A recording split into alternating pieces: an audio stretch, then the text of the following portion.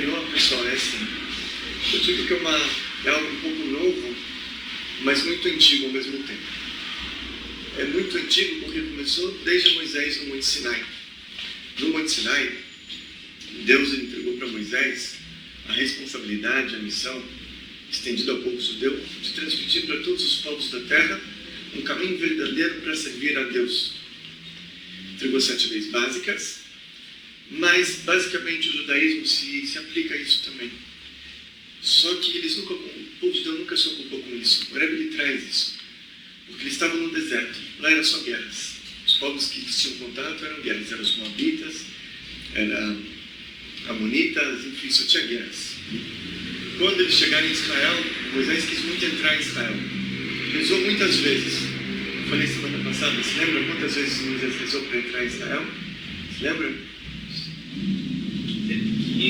Isso, rezou 515 rezas pedindo para Deus deixar ele entrar em Israel.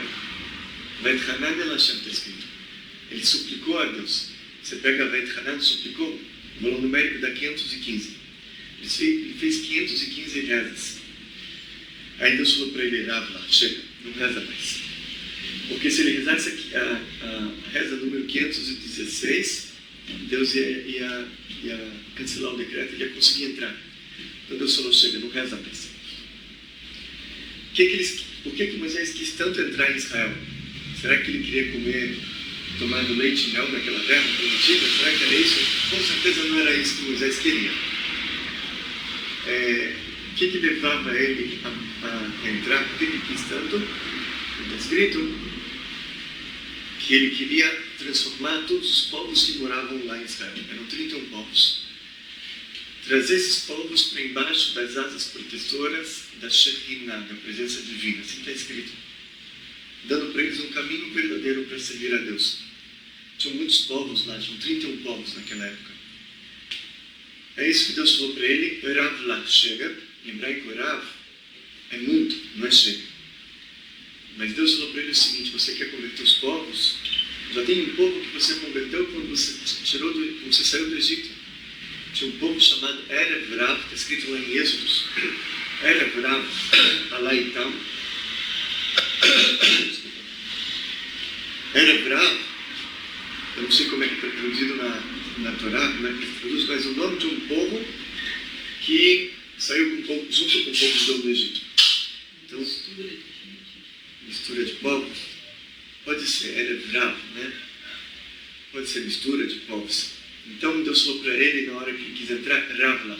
Você já tem o Rav, você já tem aquela mistura de povos, você já trouxe para embaixo das asas protetoras da Shekhinah. Eles saíram junto com vocês do Egito. Esse já é o seu quinhão. Você quer trazer todo mundo, isso é o trabalho de Mashiach. Chegou o momento. Então, é uma coisa muito antiga, vem desde lá. Só que é um pouco nova, porque os judeus não fizeram muito esse trabalho.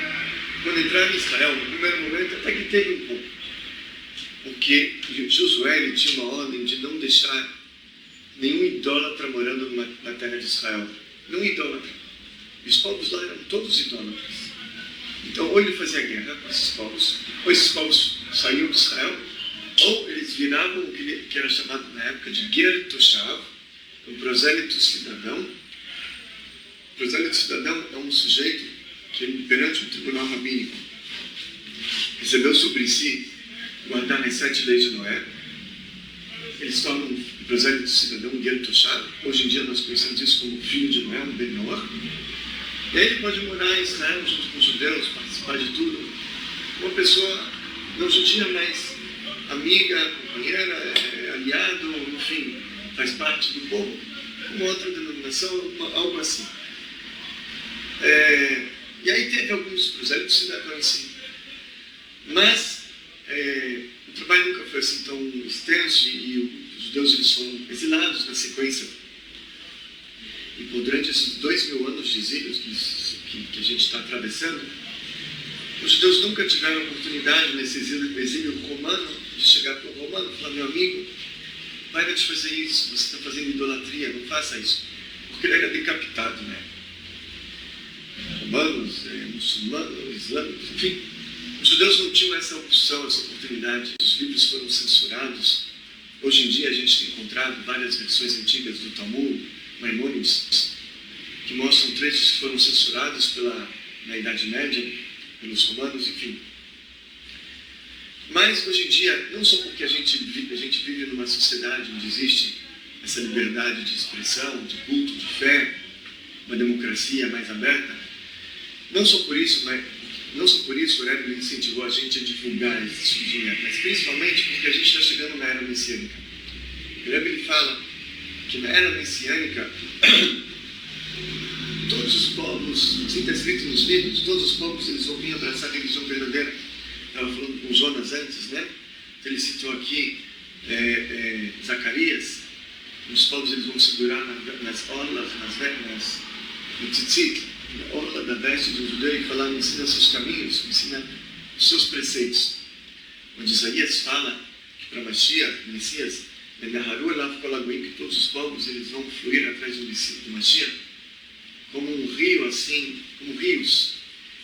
Dirá o homem ao seu, e irão muito vealu, a mim, Rabim, e muitos povos eles vão subir e dizer um homem ao seu irmão: Beit Hashem Eloquei Jacó, vamos subir até a casa do Deus de Jacó, para andar nas suas leis e aprendermos dos seus estatutos.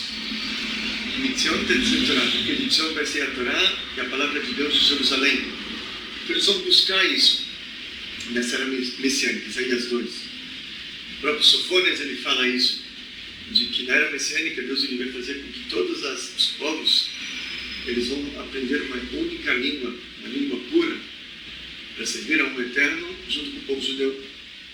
E isso a gente está começando a ver que está acontecendo já com o movimento milenor mundial, que bem trabalhado do mundo inteiro eles estão já dando essas aulas, querendo ou não, que já existe uma procura que vem de fora para dentro.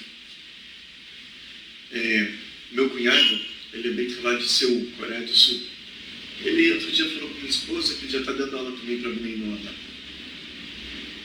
Eu quando comecei, existe um tabu de 2000 anos. Ele falou o que ele está fazendo, o que ele não sei o que. Agora ele está também dando aula para mim no já. Nos procuraram ele. Então existe uma procura grande que isso vem de cima. Chegou um momento, está descendo para o mundo já essa ideia do judaísmo para todos. Maimônides ele fala que na era messiânica, então o que vai acontecer de que todos os povos vão descobrir que tudo que eles herdaram era um grande blefe. Na verdade, assim, uma mentira. Tinha um general de marketing, ou não sei se era general, mas enfim, responsável pelo marketing do exército nazista. Ele falava que uma mentira que era falada 1000 vezes vira verdade. Agora, a gente hoje em dia tem uma mentira que foi falada em 2000 anos. É difícil a gente tirar isso das cabeças das pessoas. Mas talvez, não estava no script hoje, mas acho que estou acabando falando disso. E o pessoal aprendeu um pouquinho. Está escrito no Kitvei Arizal que, bom, Esaú quis matar Jacó. A gente conhece a história. Esaú quis matar Jacó, perseguiu. Não conseguiu matar Jacó. Jacó fugiu. Depois, quando ele voltou, depois de 20 anos sem ver o irmão estava querendo matar ele de novo. Ele veio com 400 homens para cima do Jacó. Milagrosamente, esses homens foram indo embora, até que no final ele abraçou o Jacó naquele momento. Mas desde então ele saiu, ele foi para a Itália. Está escrito Esaú, ele é um edomita, ele foi para a Itália e ficou lá. E não conseguiu matar Jacó. Kitvei Arizal fala o seguinte: ele não matou Jacó durante a vida dele, mas ele reencarnou Esaú, que era um perverso. Esaú, ele era um sanguinário. Ele aos 15 anos, quando ele completou 15 anos, naquele dia morreu Abrão, o avô dele. Naquele dia ele voltou da floresta, ele matou, estuprou e fez idolatria. Fez tudo de ruim. Matou, estuprou mulheres e fez idolatria naquele mesmo dia. E foi naquele dia que ele vendeu a primogenitude. Ele era um sanguinário, ele era um ladrão, ele era uma pessoa do mal. Ele não conseguiu matar Jacó. Só que aconteceu, o Falo Arizal, ele reencarnou uma pessoa que matou Jacó durante 2000 anos. Se você pega o nome do JC, a gente não quer falar o nome inteiro dele, porque nomes impuros a gente evita falar. Em hebraico, Yeshua. Quando você pega as letras e troca de lugar, essas letras dá o quê? Dá Esaú. Esaú reencarnou no JC. E esse JC matou judeus como não teve na história. Eram pogroms, eram libelos de sangue, eram as cruzadas, era a Inquisição, eram Guerra Santa. Sempre tinha algum motivo, algum pretexto, mas o foco era acabar com os judeus. Então ele conseguiu na segunda encarnação que ele fez. E o que acontece é o seguinte, está escrito que Esaú, diferente de Ismael, está escrito nos livros que era um judeu no mar. No mar significa como se fosse um herege, um judeu banido, expurgado, um tipo desse de judeus. E assim também, no JC também aconteceu a mesma coisa com ele, porque essa era enfim, o que era. Mas hoje em dia o que acontece, a gente já está começando a conhecer a verdade.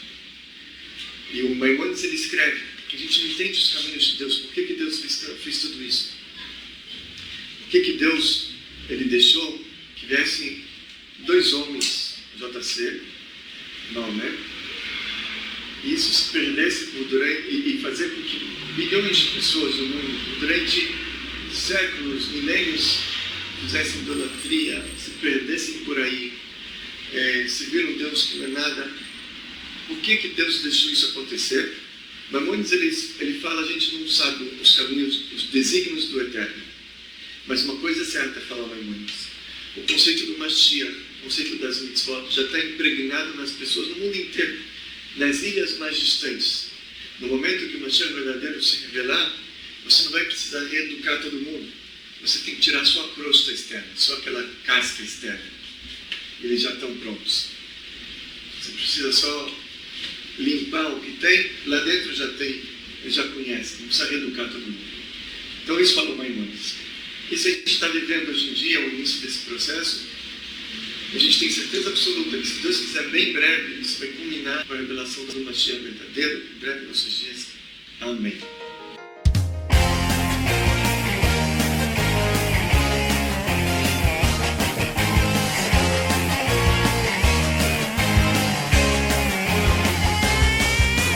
Ay, ay, ay, ay, ay, ay, ay, ay, ay, ay, ay.